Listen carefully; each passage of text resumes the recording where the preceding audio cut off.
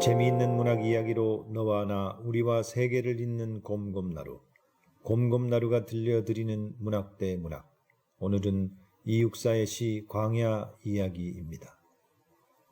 광야, 이육사. 까마득한 날에 하늘이 처음 열리고 어디 닭 우는 소리 들렸으랴. 모든 산맥들이 바다를 연모해 휘달릴 때도 차마 이곳을 범하진 못하였으리라. 끊임없는 광음을 부지런한 계절이 피어선지고 큰 강물이 비로소 길을 열었다. 지금 눈날이고 매화향기 홀로 아득하니 내역이 가난한 노래의 씨를 뿌려라. 다시 천고의 뒤에 백마 타고 오는 초인이 있어 이 광야에서 목 놓아 부르게 하리라.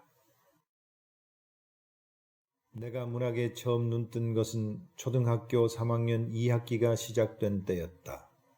우연히 4학년 교실 복도를 지나다가 방학 숙제로 낸 나의 문집들을 전시한 것을 보게 되었다.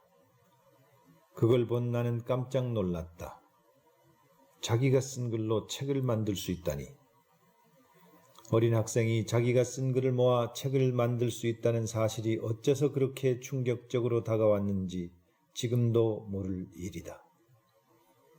나는 글쓰기에 그리 재능이 있지 않았고 관심이 많았다고 할 수도 없었다. 1학년 때 받아쓰기 시험을 0점을 받다시피 해서 창피를 당한 적이 있을 정도였다. 책 읽기를 아주 즐기거나 하지도 않았다.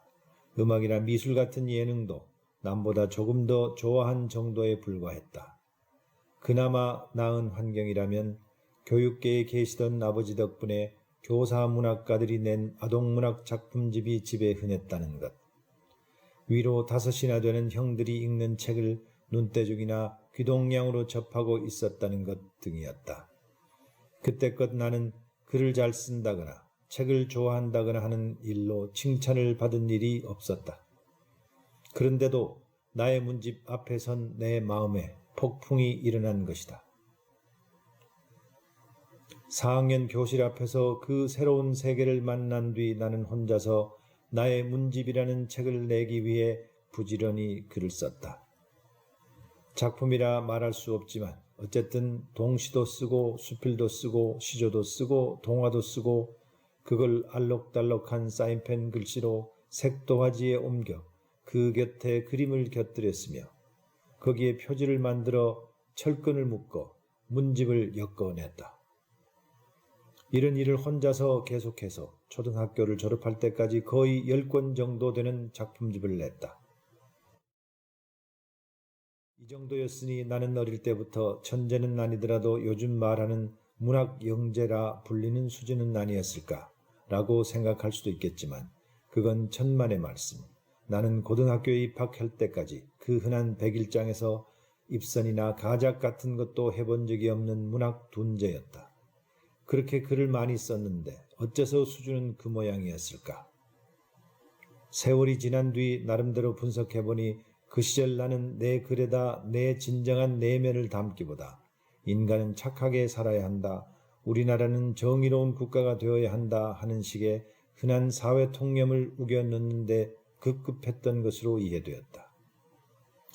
중학교를 졸업할 무렵까지 나는 바로 이런 통념에 사로잡혀 헤어나지 못했다. 문학은 외부로부터의 것이 아니라 오직 자신에게서 우러나오는 데서 출발한다는 사실을 깨닫게 된 것은 한참 뒤였다. 10대 때 내 성장사는 이런 통념과 크게 관련된다. 세상은 내게 주입된 정의로운 세상과는 달랐다. 그걸 인식하면서 내 머릿속에 큰 혼란이 일어났다. 나는 아팠다. 아프니까 또 문학으로 이끌렸고 그러면서 읽고 썼다. 중3의 중요한 시기에 나는 학교 공부에 환멸을 느끼고 그냥 점수만 내겠다는 식으로 고교 입시를 준비했다. 고등학교에 입학하고는 내 두통을 지나치게 의식해서 학교에 적응을 못하고 한 해 동안 휴학을 했다. 읽고 쓰는 일로 외로움을 견뎠다. 주입되는 것을 버리고 내 식대로 보고 쓰는 자아가 이 무렵 형성됐다고 할 수 있다. 이육사의 광야는 고등학교 2학년 교과서에 실린 것으로 기억된다. 나는 이 시를 내 마음대로 읽고 즐겼다.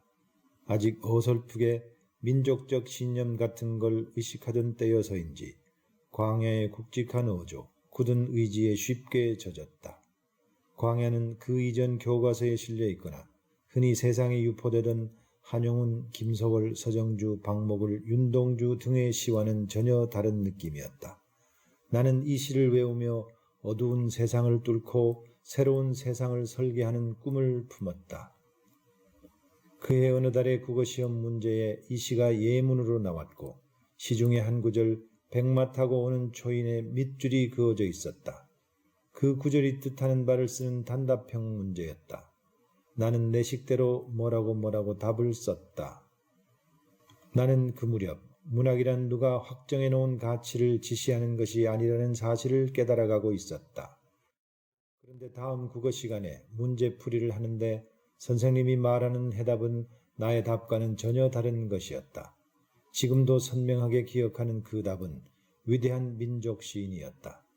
나중에 어느 자리에서 다른 문학인들은 그 답이 위대한 민족 시인이 아니라 독립운동가로 기억된다고들 했지만 어떻든 내 기억은 그랬다. 백마 타고 오는 초인이 위대한 민족 시인이 되다니. 어떻게 시의 새롭고 특별한 표현이 아주 간단히 다른 말로 대체되어 버린단 말인가. 놀란 것은 그뿐이 아니었다. 선생님이 불러주는 정답을 마친 이들은 그날 그 교실 안에 수두룩했다.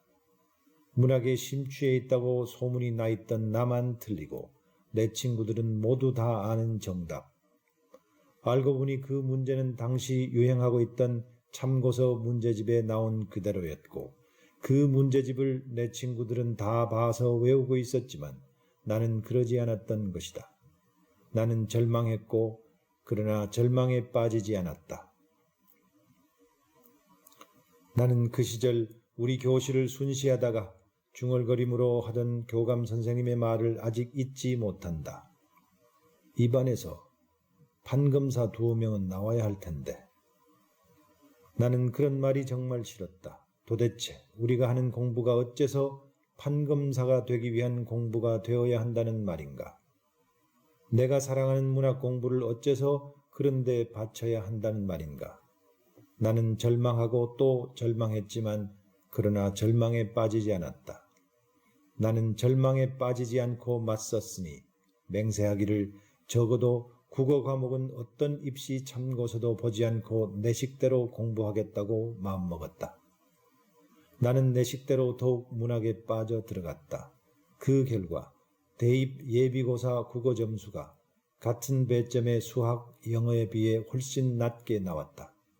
나는 하마터면 예정된 대학의 문해특기생 문턱에서 낙방의 고배를 들 뻔했다. 내 문학과는 이후 많이 달라지고 즐겨 읽고 좋아하게 된 시도 새로워졌지만 이육사의 광야는 어느 사이 불쑥불쑥 기억의 심층을 뚫고 의식으로 표면화됐다. 특히 이즈음처럼 국가와 민족의 의미를 다시 생각하게 되는 때이면 어김없이 그렇다.